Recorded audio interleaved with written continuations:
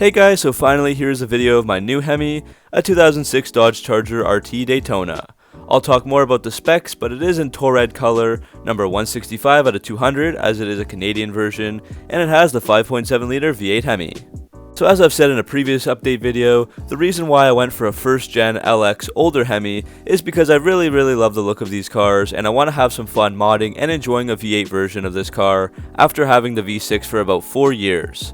My goal is to get something newer like a Scat Pack within the next year, and hopefully continuing the grind on YouTube will allow me to do that. But for this car, what I was looking for was really good paint quality with no major scratches or problem areas, good body with no dents or rusts, and the TorRed color. And after looking for a few months on AutoTrader and Kijiji, I found this one and I bought it outright in cash.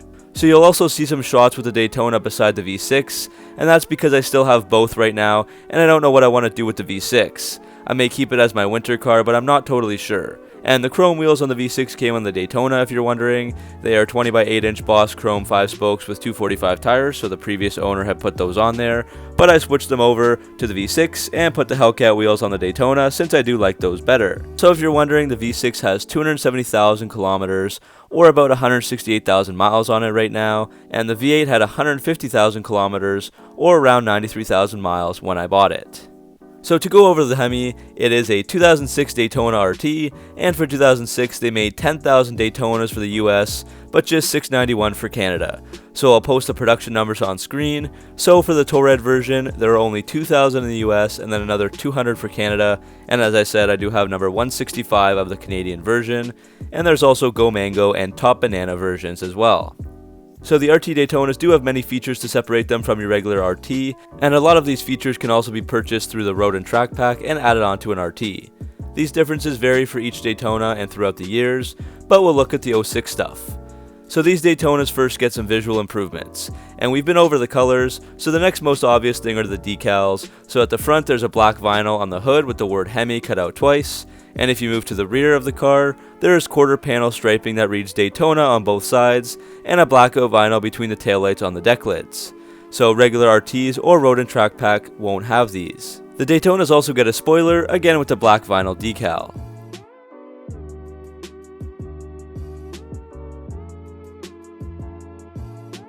Another change is a blacked out grille up front, and there's a honeycomb insert behind that grille instead of just straight lines. The silver RT badge at the back gets replaced by a red Heritage RT badge, and a badge is also added up front to the grille. And the chin spoiler at the front comes stock as well. As for the wheels, the 2006 stock rims were 18 by 7.5 inch, same as the regular RTs, but they had black painted pockets and 235, 55, 18 all-season tires.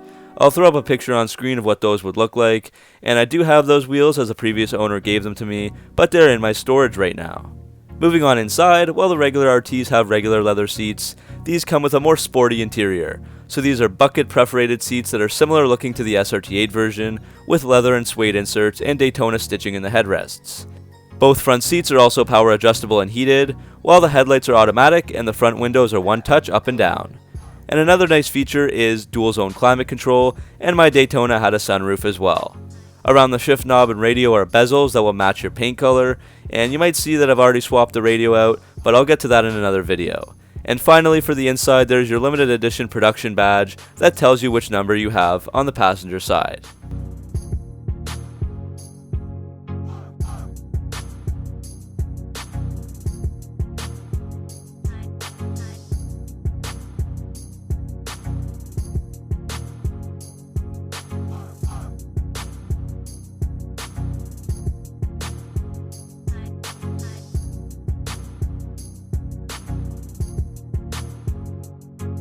As for performance, these Daytonas have performance suspension with load leveling Novomat rear shocks and height control, and performance steering with a 9-land steering gear which has 9 grooves instead of 6 on the regular RTs. And this steering gear is found in the Daytonas, Road and Track Pack, and on the SRT8 as well. And there's also a high-speed engine controller too. Under the hood you can find the 5.7 liter V8 Hemi paired to a 5-speed automatic with auto stick. So this Charger makes 350 horsepower and 390 pound-feet of torque. And one interesting fact is that the 2006 to 2008 Daytonas do get 10 more horsepower over the regular Charger RTs because there's a more free-flowing exhaust system with a single-pass center muffler, and there's also an airbox with a larger diameter. Finally, there's unique engine management software that removes the stock RT speed limiter. So 0 to 60 times that have been posted are around 5.5 seconds, with the quarter mile time being around 14.2 seconds.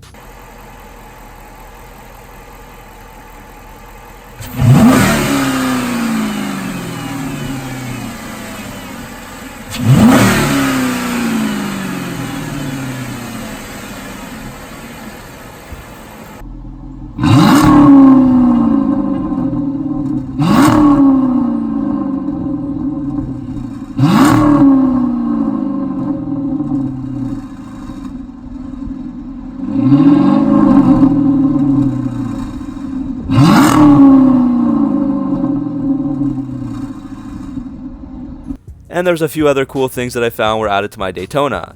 So there's an electronics convenience group that has the EVIC cluster with all kinds of awesome vehicle information, along with a security alarm and steering wheel controls. And the Daytona also has the sound group too, which has 6 Boston acoustic speakers and a 322 watt amplifier. And finally, the rearview mirror is automatically dimming.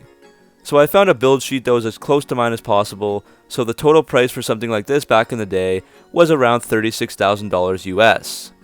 So that's everything about the new car, guys. I want to add tons of new mods to it, so stay tuned for those videos alongside all the other content that I've been making over the past year. I also want to say thanks again for all your support. Having these 2 chargers in my driveway while being a student would simply not be possible without YouTube. So thanks for every like, every comment, and every view. I'm glad that you guys enjoy my content, and I love sharing my Mopar passion with everyone possible. I do try to read most of the nice feedback and positive comments that you guys give me, and take what you have to say to heart, and try to make my content better and better, and I also get a ton of motivation from all that stuff as well. I'm excited for what the future holds, and I'm excited to continue to grow the Marspeed community together with you guys. So that's it, guys. Thanks for watching, and make sure to let me know what mods you want to see on the Daytona.